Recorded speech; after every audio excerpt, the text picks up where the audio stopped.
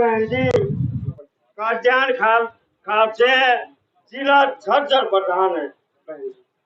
सबसे पहले तो मैं जो हमारे यहाँ ताऊ जी शहीद हुए हैं उनके चरणों में कोटि कोटि प्रणाम करती हूँ और मेरे काका ताऊ और मेरी मातृ शक्ति को मेरा हाथ जोड़कर प्रणाम। और हम सरकार से ये पूछना चाहते हैं कि इस समाज में और इस देश में क्या ऐसा कोई और भी गांव है, और उस कंगना रनौत से भी पूछना चाहते हैं जो सरकार से कह रही थी कि अब 2014 में ये देश आजाद होया है, क्या अब वो देख ले इस गांव की आजादी। ये है आजादी का जश्न। जिस गांव में 5-5 दिन से एक ताऊ जी की डेड बॉडी रखी है अपने हक मांगने के लिए, अपनी आजादी मांगने के लिए, और सरकार का यहाँ कोई भी नामुंदा उनकी सूझबूझ लेने के लिए नहीं आया। क्या एक परिवार के ऊपर क्या बीतरी होगी जब हमारी भी आंखें नम हो जाती है ताऊ जी का चेहरा देखकर और उनकी डेड बॉडी को देखकर। उस परिवार का क्या हाल होगा जिसके पिताजी की ऐसे डेड बॉडी रख दी। इससे निर्दलीय सरकार और क्या होगी। हम तो इस सरकार की कड़े शब्दों में निंदा करते हैं और सरकार से कहते हैं कि तुरंत गांव को जो गांव की मांगे हैं वो तुरंत दिलाई जाए, और ताऊ जी को भी यहाँ संस्कार के लिए जो उनकी मुख्य मांगे थी उनको सरकार माने। जय जवान जय किसान। शहीद परिवार को मैं फिर एक बार नमन करती हूँ। मैं शहीद किसान के चरणों में वंदन करता हूँ। साथियों, आपका ये जो गांव है, आपकी बात सरकार को माननी चाहिए थी, काफ़ी पहले ही माननी चाहिए थी। आपने पहले भी लड़ाई लड़ी और आश्वासन भी मिला आपको, पर आपका भिवानी जिले की बजाय ज़्यादा न्यूज़ हांसी की तरफ ज़्यादा लगा हुआ, न्यूज़ हांसी में ज़्यादा आती है। 18 तारीख को हमारी कार्यकारिणी की मीटिंग थी प्रधान जी के नेतृत्व में। उस दिन जो न्यूज़ भिवानी में आई उसी दिन मैंने देखा था। हो सकता है कोई छोटी मोटी न्यूज़ पहले लगी होगी आपके आंदोलन की, हमें पता नहीं था। तो वहाँ मैंने प्रधान जी के सामने भी ये बात रखी। मेरे पास हमारे साथी हैं हिसार के, उनके पास से मेरे पास मैसेज आया कि आप कहा प्रधान जी ऐसे ऐसे एक वो होगी। माँ मैंने देखा था सुबह अखबार में। तो आज तो मैं पे हुआ हूँ, आज शाम तो लेट पूछूंगा। कल हम अपने संगठन की तरफ से उन किसानों के साथ, रोनाथ गाँव वासियों के साथ होंगे। और दूसरे दिन शायद रविंद्र सरपंच हैं आपके गांव के, उनके पास हमारा युवा जिला प्रधान सोमवीर सांगवान वो आया भी था, समर्थन देने के लिए भी दे के भी गया था। और एक आज मेरे भी गांव में एक टावरों के जो पावर ग्रिड की बड़ी लाइनें हैं, सबसे बड़ा पावर ग्रिड उत्तरी भारत का मेरे गांव में है, वहाँ लाइनें आ रही, उसके लिए हमारा भी आंदोलन काफ़ी लंबे समय चला हुआ था। वहीं आज उसके लिए तैयारी थी। तो प्रधान जी आज आए थे वहाँ पे। प्रधान जी ने पहले प्रोग्राम तो हमने सोचा कि रात को लाडवाओंगे, आप क्या समर्थन करेंगे, उसके बाद ही हमारे आएंगे। पर प्रधान जी कल दिल्ली से वापस शाहबाद चले गए। मैं आपको आश्वासन देना चाहता हूँ, प्रधान जी जो दिशा निर्देश देंगे अब तो वो आपके सामने अभी अपने वो कर देंगे, उसी अनुसार हम हमारी लड़ाई लड़ेंगे। पर भिवानी जिले की तरफ से आप जो भी हमारे संगठन की जिम्मेवारी जो आप लगाओगे वो तन मन धन से आपके साथ कंधे से कंधा मिलाकर खड़े रहेंगे। और आपका जब तक आपको न्याय नहीं मिलेगा तब तक हम संघर्ष में आपके साथ रहेंगे। धन्यवाद। कोटि कोटि प्रणाम करना चाहता हूँ। सभी ग्रामवासियों का धन्यवाद करना चाहता हूँ, मुझे 2 मिनट का टाइम दिया। तो मेरे किसान साथी, सभी किसान साथी हैं और किसानों का रोड़ा हमारे गांव में हुआ था। राज किसान ही ताऊ जी शहीद हुए हैं। हक हम मांग रहे थे, हक मांगते मांगते ताऊ जी शहीद हुए हैं। पहले तो मैं ताऊ जी की जो इच्छा है ना वो पूरी हो, हमारी तो सरदार जी ने कर दी, लेकिन मैं मेरा जिला चरखी दादरी की तरफ से ये आवाज देना चाहता हूँ आपको, जब भी जहां भी रोहनाथ गांव को जरूरत पड़ेगी, जितने भी साथियों की जरूरत पड़ेगी, सरकार के विरुद्ध जो भी कुछ करोगे, हम कंधे से कंधा मिलाकर आपके साथ खड़े हैं। मेरे गांव कारीमोद में 5 अगस्त को प्रधान गुरुनाम सिंह चढ़ूनी ने मेरी एक छोटी सी वीडियो देख के 100 एकड़ भूमि पे कब्जा ले लिया था। उसकी मैंने एक वीडियो बना दी, प्रधान जी के पास वो पहुंच गई। उससे पहले प्रधान जी से मेरे को कॉन्टेक्ट भी नहीं थे। भाई मेरे गांव में आए, मेरे गांव गुमांडमन ने इकट्ठा कर 5 अगस्त की पंचायत रख दी, जो 5 तारीख ने नवीन कब्जा लेवाएंगे बेटा। हमारे गांव में 200 किले जमीन थी, 100 पर कब्जा ले लिया था, दूसरे पार्टनर 100 किले बाकी रह गए थे, उनकी तैयारी कर रखी थी। 5 तारीख को किसान पंचायत और कम से कम 10,000 से भी ज्यादा संख्या में वहां पर किसान पहुंचे और सारे पिलर उखाड़ कर प्रधान जी ने सारे पिलर उखाड़ कर 100 किले मेरे गांव को वापस दिला दिए। आज वापस काश करने लग गए मेरे गांव के किसान वहां पर। तो मैं तो आप सभी बड़े बुजुर्गों से, माताओं से, बहनों से यही कहूंगा, अगर हमारे प्रधान जी ने सोच लिया तो वो करके दिखाएंगे। और नेता वाली सुन लो ताऊ जी, किसाना भी नेता बने फिरे हैं। ये नेता तो सही राजनीति वाले, ये तो हमने मारे हैं। ये किसान नेता बने फिरे हैं ना, ये भी हमने मारने लग रहे हैं। यहाँ पर राजनीति करने के लिए लोग फोटो खिंचवाने के लिए आते हैं, सच्चे मन से आने वालों का पता ही अलग चल जाता है। हाँ, हमारे प्रधान जी में खूबी देखी हमने, अगर साथ देंगे तो तन मन और धन से देंगे। फोटो खिंचवाने भाई नाम लेने खातर प्रधान जी की कोई इच्छा नहीं है। आप आशीर्वाद दे देना प्रधान जी को और इनकी टीम को। आपने जो मांगी मुख्यमंत्री से मांगी थी ना, कैसे भी करके, वो तो इन्होंने इतनी तमाम बुद्धियां हैं, इतना बड़ा किसान आंदोलन चलाया। हरियाणा और पंजाब के किसान इकट्ठा करके लेके दिल्ली गए थे। शेरिया लेने वाले बाद में आए वहां पर।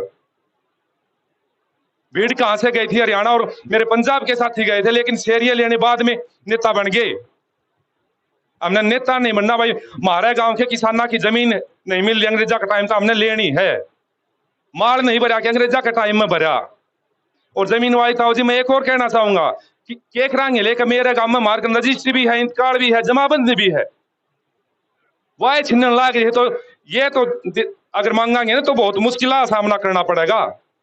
लेकिन हम तैयार हैं, तन मन धन से बिल्कुल आपके गांव के साथ हैं। सर कलम की जरूरत पड़ी तो हम सर कलम करवाने के लिए तैयार हैं। मेरे गांव में प्रधान जी ने कहा था 96 किले हैं, 96 सर देने के लिए तैयार है, लेकिन जमीन नहीं छोड़ेंगे। तो अपने गांव में तो बहुत से बिघे जमीन होगी, तो इतने सर हम हरियाणा में घूम घूम कर इकट्ठा करेंगे। जितनी बिघा जमीन है उससे डबल सर सरकार को दे देंगे, लेकिन जमीन के मालिक हम थे, हम हैं और रहेंगे। और इसके पक्के दस्तावेज जब तक नहीं मिलते, हम सभी हरियाणा वासी और मेरे चरखी दादरी के निवासी मेरे प्रधान जी आपके साथ कंधे से कंधा मिलाकर खड़े हैं। धन्यवाद। जय हिंद, जय किसान। लास्ट में बताओ जी को और शहीद परिवार को फिर से प्रणाम करना चाहूंगा। भाइयों, इतने दिन हो गए इस क्रांतिकारी गांव ने आवाज उठाते, किसी ने सुनवाई नहीं करी। पूर्वाग्रह, दुराग्रह, शासक जातियों के जिसे मैं समाहित है, ये न्यायपालिका में रहेंगे, हमें न्याय नहीं दे सकते। जैसे गांव में कहावत है, खरबूजा चक्कू पे करो चाहे चक्कू खरबूजे पे करो, सत्यानाश तो खरबूजे का होना है। तो भाई सत्यानाश तो अपना किसान और मजदूर का होना है। इन तय बचो, या भारतीय जनता पार्टी की नींव 4 सतमा बटटी है: कूटनीति, फूट नीति, लूट नीति और झूठ नीति। भाई इसकी झूठ नीति में नहीं आना, इसकी बहुत घनी झूठ बोली है। हर गांव में और उन्हात में खास करके रोज की रोज बढ़ रही बेचैनी खतरनाक रूप धारण कर लेगी। अगर इसका समाधान नहीं होया तो मैं हरियाणा सरकार को बताना चाहता हूँ, कोई भी मानव शक्ति इसको रोक नहीं सकती। जब कोई सरकारी कर्मचारी रूठता है तो कानून तोड़ता है, जब किसान रूठेगा कानून तो तोड़ेगा, सरकार की पीठ भी तोड़ेगा। इस भोलेनाथ को और इस देशभक्तों को इतना तंग मत कर। अगर इसने शंखनाथ बजा दिया तो नभ में दामिनी दमकेगी, आकाश गूंजेगा, धरती फट जाएगी, हिमालय हिल जाएगी। मोदी, हमारा जो क्या आपका भी नामो निशान मिट जाएगा। उन्हाताओं की बात सुन जाए। आदर सम्मान के योग तमाम गांव के निवासियों, बड़ी संख्या में हमारी बहनें, सडूनी साहब, होशियार सिंह जी और भाई संतलाल, जो शहीदों के शहीद हैं। गांव के गौरव पथ पे लिखा हुआ है भाई शहीद गांव, और उस शहीद गांव का शहीद जो गांव की मांगों के लिए शहीद हुआ, उसको नमन करते हुए आपको सतरोल खाप की तरफ से इस बात का भरोसा दिलाने के लिए आए हैं कि इस लड़ाई में, जो आपकी लड़ाई है, लंबी पुरानी लड़ाई है, हम इस बात का भरोसा दिलाते हैं कि कंधे से कंधा मिला के आपके साथ जब तक जीत नहीं हो जाती तब तक साथ चलेंगे, साथ लड़ेंगे, साथ आपका साथ निभाएंगे। दूसरी बात, ये धरती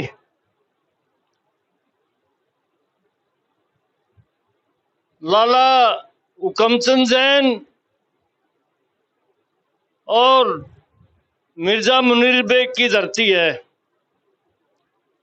आपके गांव ने जो शहादतें दी थी उस जमाने में, 1857 की क्रांति, बहादुर शाह जफर को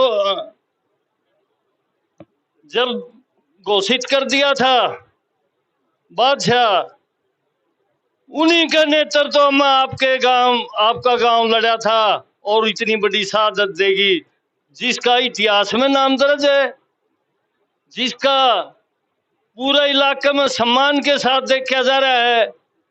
पर राजनेता आश्वासन पर आश्वासन, बात पर बात कहते चले गए।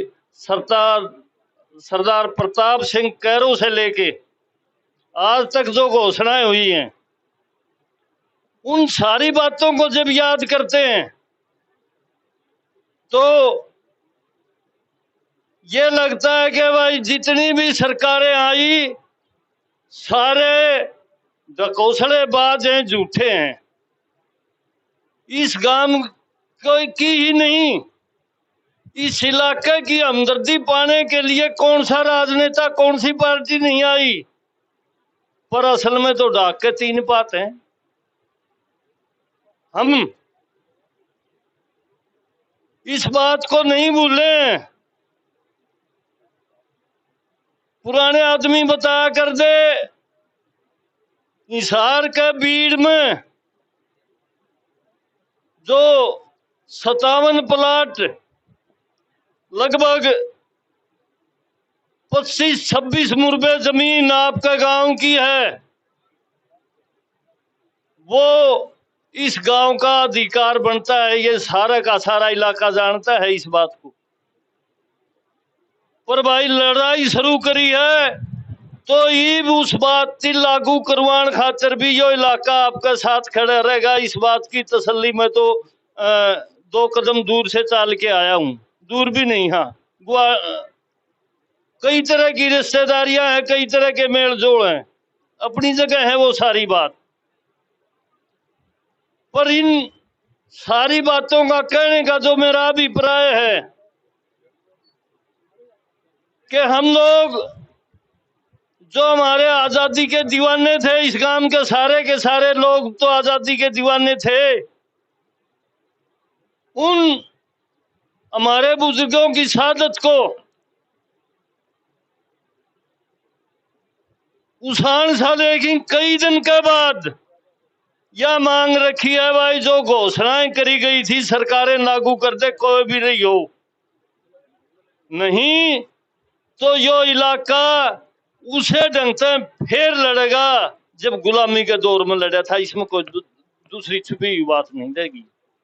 ज्यादा लंबी बात ना करते हुए दोबारा से आपको भरोसा दिलाते हुए, भाई संतलाल के जो सपने थे, जो सोच थी कि भाई मेरे गांव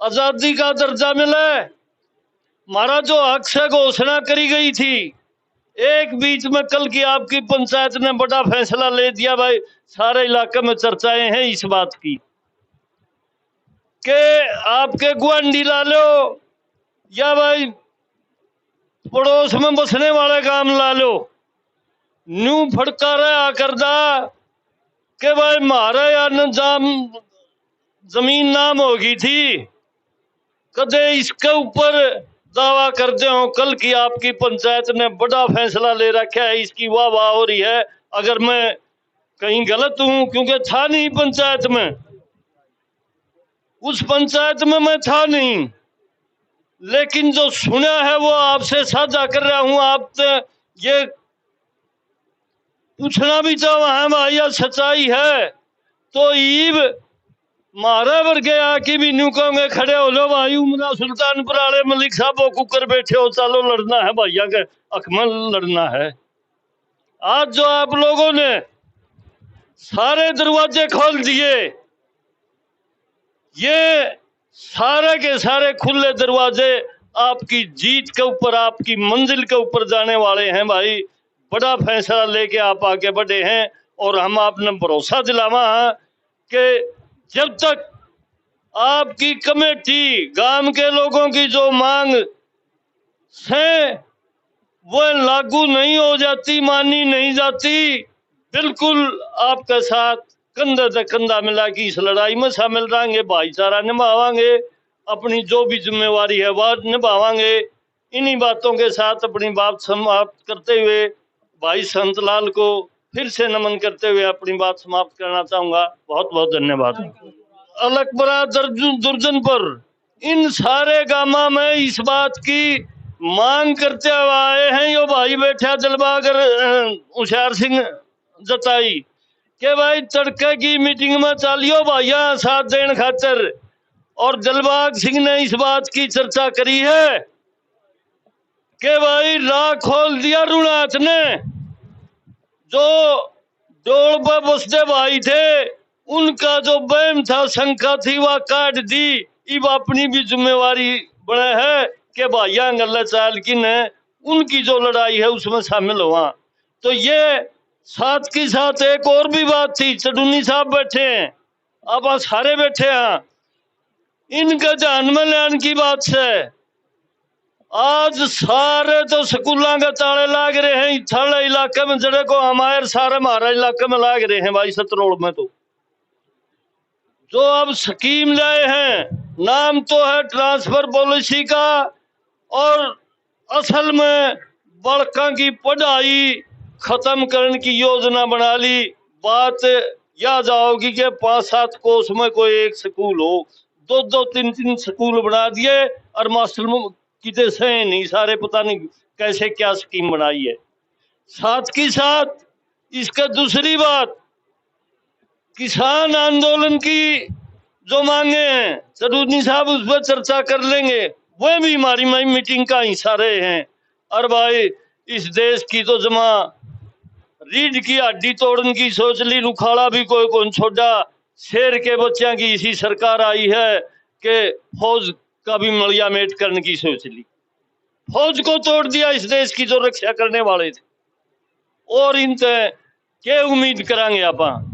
तो उम्मीद अपने कंधा पे है, अपने भाईचारे पे है, अपने इलाके पे है, और ये सारी मांग भाई लड़की लेवांगे। 4 तहसीला में मुआवजा ले रखा है लड़की ने, 2.5, 3-3 भी ने हिसार में आंदोलन चाले हैं, लड़की लिए है हमने, और आपकी लड़ाई में भी गले खड़े हैं। जो भी लड़ांगे, जितना गुड़ पड़ेगा उतना मीठा हो जाएगा भाई। इन मांगा के लिए से कितने दिन लग जाइए, उल्टे नहीं हटते। इन बातों का भरोसा दिलाते हुए अपनी बात समाप्त करूंगा। आपका बहुत बहुत धन्यवाद। आओ जी। सबसे पहले तो मैं शहीद गांव की मिट्टी को नमन करता हूँ, इस धरती को नमन करता हूँ जिस पे मुझे आ जाने का मौका मिला। गर्व है हमें अपने उन शहीदों पर जिन्होंने अंग्रेजों जैसे करोड़ लोगों के आगे सिर नहीं झुकाया, शहीद बेशकों को। हम नमन करते हैं अपने शहीद संतलाल जी को, जो आंदोलन करते करते आंदोलन की ही जगह पे जिन्होंने शहीदी प्राप्त की, और नमन करते हैं उन शहीदों को जिनकी वजह से आज आपके गांव का नाम दूर दूर तक फैल चुका है। और सभी क्रांतिकारी भाई जो आंदोलन कर रहे हैं उनको नमन करते हैं कि आपकी वजह से आज आपकी आवाज देश के कोने कोने तक जा रही है।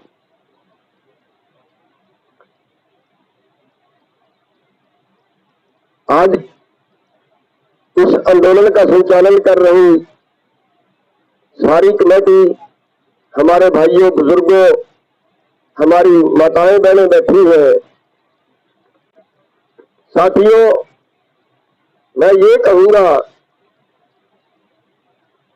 कि वो अच्छी किस्मत वाले लोग थे जिनको जिंदगी जीनी आती थी, जिन्होंने सिर नहीं झुकाया, जाने बेशक दी। और यही सोच लेके हमें हर आदमी को जीना चाहिए। किसकी जिंदगी कितने साल की, ये किसी की गारंटी नहीं है। 165 साल पहले जो हमारे भाई शहीद हुए, जिनकी तस्वीरें हमारे सामने है, 165 साल बाद भी उनका नाम जिंदा है। इसलिए जिंदा है कि अपने हक के लिए लड़े थे, इसलिए जिंदा है कि उनके अंदर स्वाभिमान था, इसलिए जिंदा है कि वो किसी के आगे सिर नहीं झुकाते थे। 165 साल में कई पीढ़ियां गुजर जाती है। हम कई बार उदाहरण देते हैं कि शहीद कभी मरते नहीं है, शहीद तो जिंदा रहते हैं, लोगों के दिलों में जिंदा रहते हैं, लोगों के दिमागों में जिंदा रहते हैं। तो साथियों, जहां तक आपकी मांगों का सवाल है, ये तो सरकार का धर्म बनता है, क्योंकि आपने देश के लिए कुर्बानी दी, आपके गांव ने देश के लिए कुर्बानी दी, और देश के लिए कुर्बानी देते हुए, अपने समाज के लिए कुर्बानी देते हुए अपना सब कुछ तबाह करवा लिया। अगर उसके बाद आपको आजादी मिली, देश को आजादी मिली, तो पूरा देश आपके गांव का ऋणी है, पूरा देश आपके गांव का कर्जई है, पूरा देश उन शहीदों का ऋणी है। और देश की आजादी के बाद मैं तो ये कहता हूं, जिन लोगों का नुकसान हुआ था उन सब की भरपाई होनी चाहिए। आपके गांव का जितना नुकसान हुआ था उससे ज्यादा भरपाई होनी चाहिए। 57 प्लाटों की बात कर रहे हैं, 57 प्लाट तो 50 साल पहले उन्होंने बोला था। 50 साल बाद तो आबादी और बढ़ गई, 157 प्लाट कहने मिलने चाहिए। ये अंबानी अडानी का देश हो गई है, उनको दे दिया। क्या मांग लिया आप लोगों ने जी? आप लोगों ने क्या मांग लिया? केवल वो चीज मांगी जो अंग्रेजों ने हमारे से छीन ली थी। हमारी जानें तो वापस नहीं कर सकती ना सरकार, जिनकी शहीदियां उनकी वो तो वापस नहीं कर सकती ना सरकार। कम से कम प्रॉपर्टी तो वापस करते रहे। वो तो देश के लिए कुर्बान की थी आप लोगों ने। और ये थोड़ा ही कि सरकार के पास पैसा नहीं है, मर गई है सरकार, टोकता आ गया सरकार का कोई। अभी एक खबर आ रही थी 3 दिन पहले कि 2014 से 2017 के बीच 3 साल में 74,000 करोड़ माफ किया है। अंबानी का, अडानी का, कौन से का बता रखा था? 3 साल में एक का 74,000 करोड़। यहां कितना है? यहां तो 100 करोड़ का मैटर भी नहीं सारा। यहां तक वो 100 करोड़ रुपया खर्च दे, 100 करोड़ में सारा होता आ जाएगा।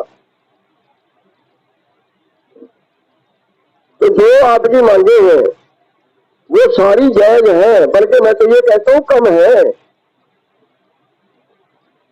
जिन्होंने जाने गवा दी है, जिन्होंने इतनी कुर्बानियां दे दी, अकेला गांव सरकार के आगे टकरा गया हो,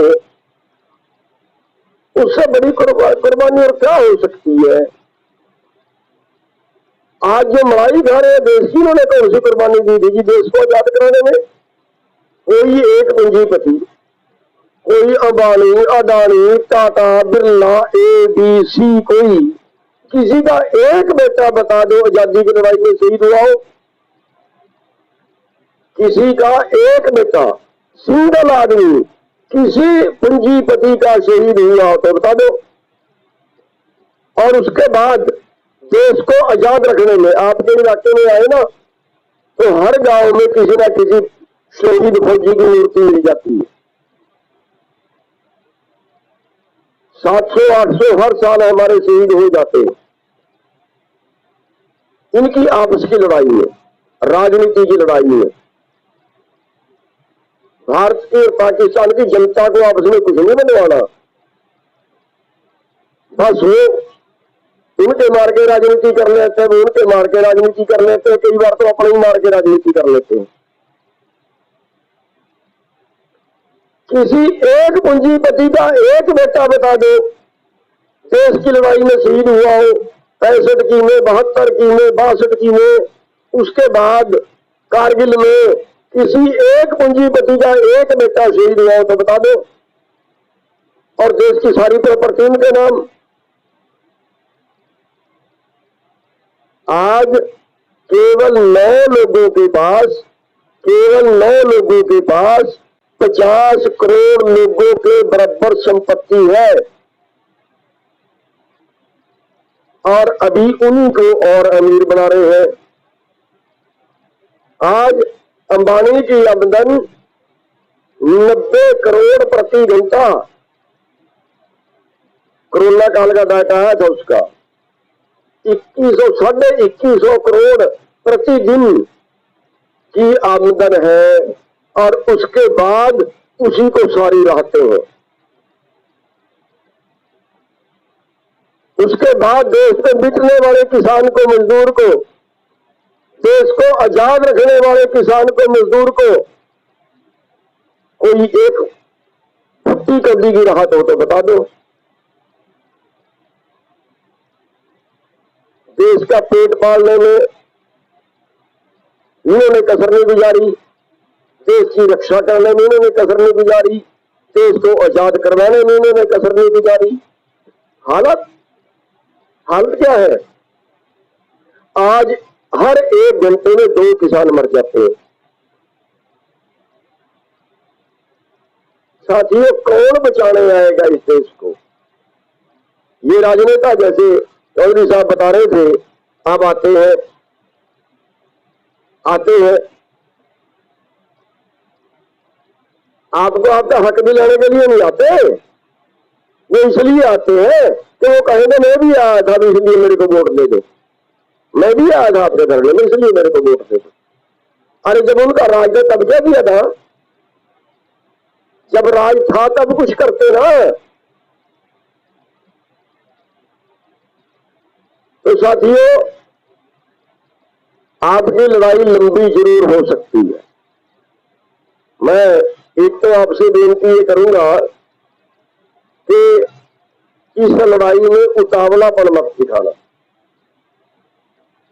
क्योंकि आपकी जो बात है वो फैलती जा रही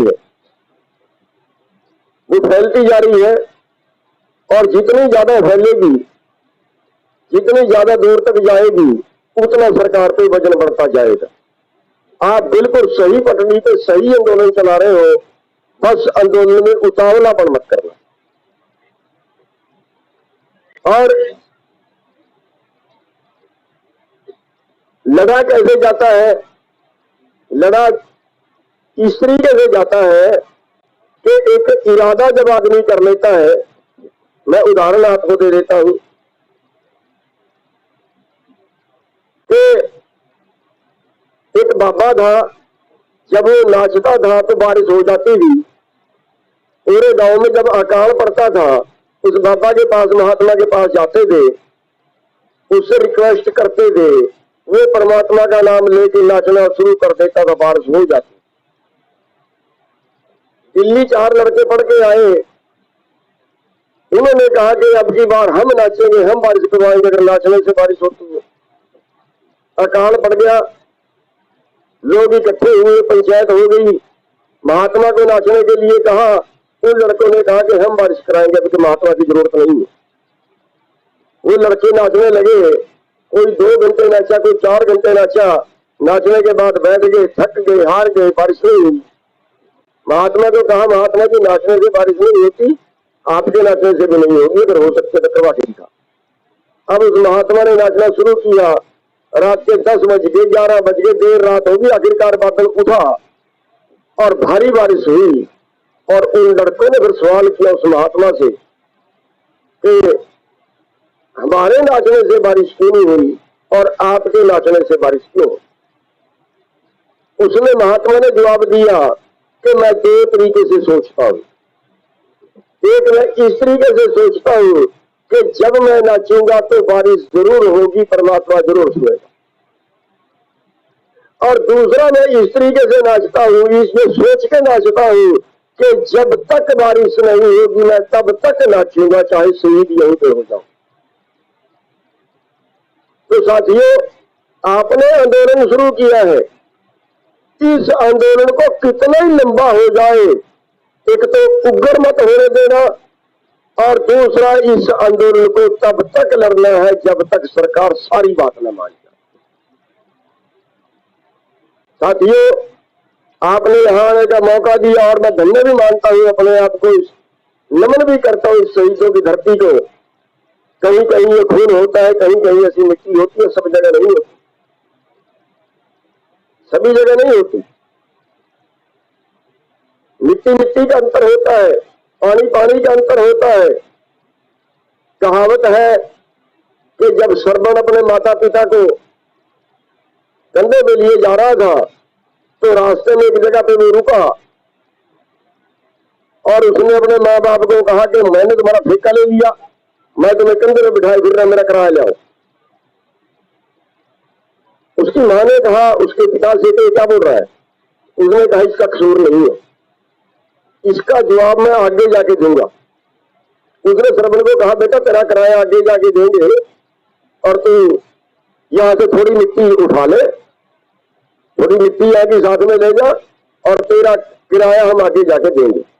अब आगे वो चले गए, आगे वो आप जैसे काम की पवित्र धरती पे आ गए और वहां आके उसने श्रवण से कहा कि हाँ बेटा बता तेरा किराया कितना हुआ, तेरा किराया दे दे। उन्हें अपना किराया मांगा, तेरा किराया दे दे। उसने माँ बाप के पैर पकड़ लिए कि बहुत गलती हो, बहुत गलती हुई मेरे से। उसने श्रवण की माता को कहा, श्रवण के पिताजी ने, कि अब देखो मैं एक और आपको फर्क दिखाता हूं। उसने श्रवण से कहा कि श्रवण जो मिट्टी लाया था ना, उस मिट्टी के नीचे डाल के उस मिट्टी को पर खड़ा हो जाए। जब श्रवण उस मिट्टी के पर खड़ा हुआ, उस मिट्टी को पैरों के नीचे डाल के फिर किराया मांगना शुरू कर दिया। अरे हाँ किराया बनता तो है मेरा, फिर मांगना शुरू कर दिया। साथियों, ये मिट्टी मिट्टी का फर्क है। आपकी मिट्टी में क्रांति है, आपके पानी में क्रांति है, और उस मिट्टी और पानी से आपके खून में क्रांति आई है। और मैं धन्य मानता हूँ आज आपके दर्शन कर। साथियों, जहां हमारी जरूरत होगी, जैसी हमारी जरूरत होगी, हर तरह से सहयोग करेंगे। कुछ भी आप जो भी सेवा लगाओगे वही उसी तरह से हम हाथ रहोगे, नेतृत्व आप करेंगे, हमें तो आप ऑर्डर दोगे, जैसा ऑर्डर दोगे हम आपके साथ करेंगे। हमारी सारी टीम कल यहाँ पे पहुंचेगी। मैं माफी चाहूंगा, मेरा 2 प्रोग्राम मेरे पंजाब के रखे हुए हैं पहले से। अगर आप पहले बताते थे मैं शायद वो प्रोग्राम कैंसिल भी कर सकता था या कुछ और उनका सोचता, लेकिन मेरी मजबूरी है वहां जाना। लेकिन हमारी सारी टीमें, मैं सबको टेलीफोन करके मैसेज दे दूंगा और हमारी सारी टीमें यहाँ पे पहुंचे और हर तरह से हम आपके आंदोलन का सहयोग करेंगे। जितनी आपकी मांगे हैं हम उन सबका समर्थन करते हैं और आपका फिर से एक बार धन्यवाद करते हैं कि आपका क्रांतिकारी गांव हमेशा स्वर्ण अक्षरों में लिखा जाएगा। और आपने जो अपने गांव का नाम पूरे क्योंकि नहीं जानते, हमें भी इतिहास नहीं पता था, जो आपका गांव का नाम आपने इस तरह से फैलाया है उसके लिए आप सभी धन्यवाद के पात्र हैं। हम एक बार सभी शहीदों के चरणों में नमन करते हुए